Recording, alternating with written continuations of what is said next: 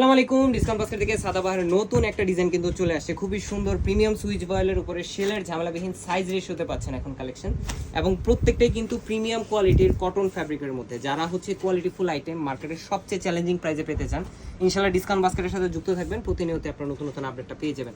নেক পোর্শনে যে কাজটা দেখতেছেন, আমি একটু নেক পোর্শন থেকে বলি। পুরো কাজটাই কিন্তু অর্গানজা ফ্যাব্রিকের উপরে মাল্টি কালার থ্রেডের এমব্রয়ডারি এবং সিকোয়েন্সের ওয়ার্ক করা।